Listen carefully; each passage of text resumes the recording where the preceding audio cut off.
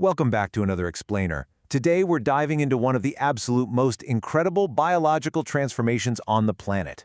We're looking at how insects, specifically bees, engineer raw nectar into a super stable, practically immortal food we all know and love, honey. It's a process that involves a frankly staggering amount of engineering, chemistry, and precision, all executed by tiny little bugs. You see, nectar starts out as this highly perishable, really water-heavy liquid. Left on its own, it's incredibly prone to yeast, bacteria, and fermentation. It just spoils. Yet somehow, the honeybee manages to transform it into this super-saturated state that can theoretically sit in a jar for centuries without going bad. So the central mystery of the hive is exactly how do they pull off this massive feat of food preservation? Okay, let's just quickly look at our roadmap for this explainer. We're going to cover the life of a worker bee, step inside the forager's anatomy, look at the physics of evaporation, see how they seal the liquid gold, and finally wrap up with heat, enzymes, and quality. All right, part 1, the life of a worker bee. To understand the process, we first need to meet the workforce behind this massive industrial operation. The worker bee is really the engine of the entire hive, and her whole life is just this highly structured progression of tasks.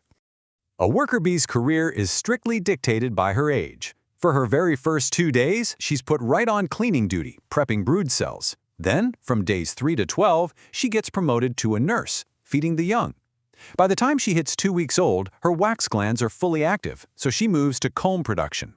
But it's only in the final weeks of her life, usually days 21 through 42, that she finally graduates to her ultimate, most vital, and honestly most dangerous role.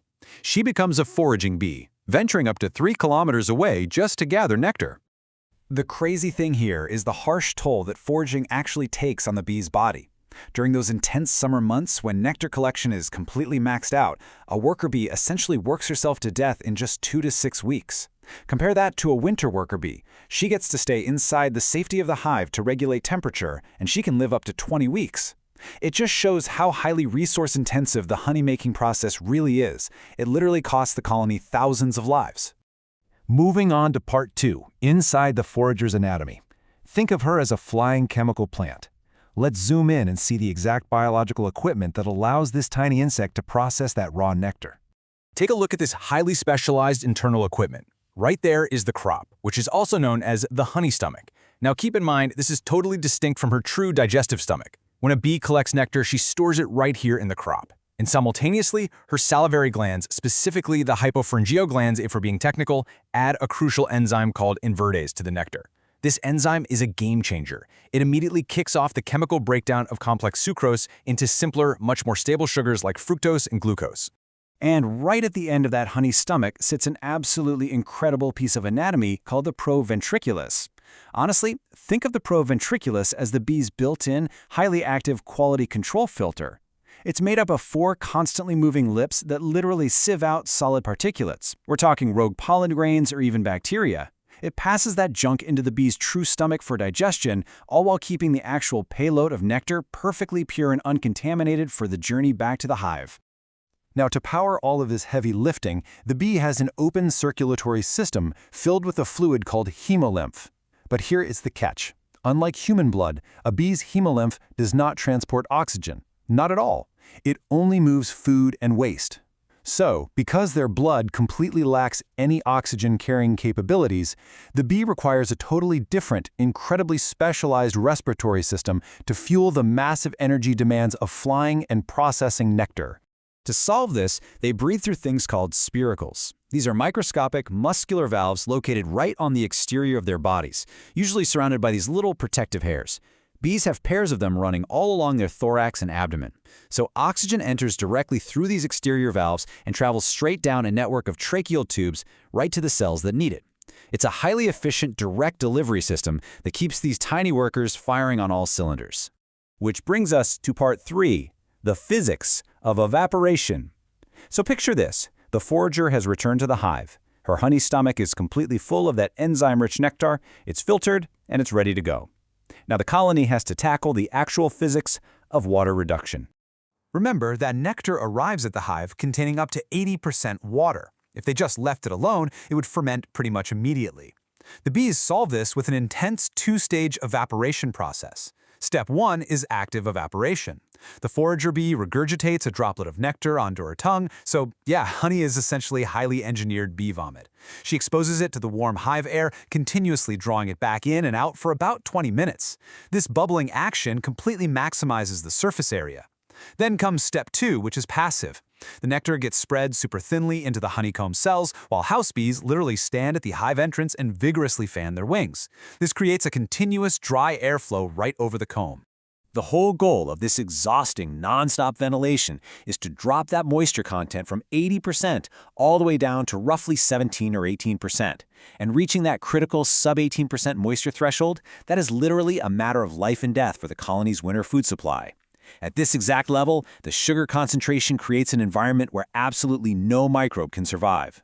The osmotic pressure is so intense that it literally sucks the water right out of any invading yeast or bacterial cells, killing them on the spot. It is, without a doubt, the ultimate natural preservative. Moving on to part 4, sealing the liquid gold. Once the physics have done their work and the honey is completely chemically stable, the final product has to be securely packaged for long-term storage. To do this, those wax-producing bees step up and cover the fully ripened cells with a thin layer of fresh beeswax. But here is something kind of fascinating. Depending on the specific genetics of the bees, colonies will actually cap their honey in 2 distinct ways. Some lay the wax directly on the surface of the honey. This is known as wet cappings, and it makes the honeycomb look quite dark.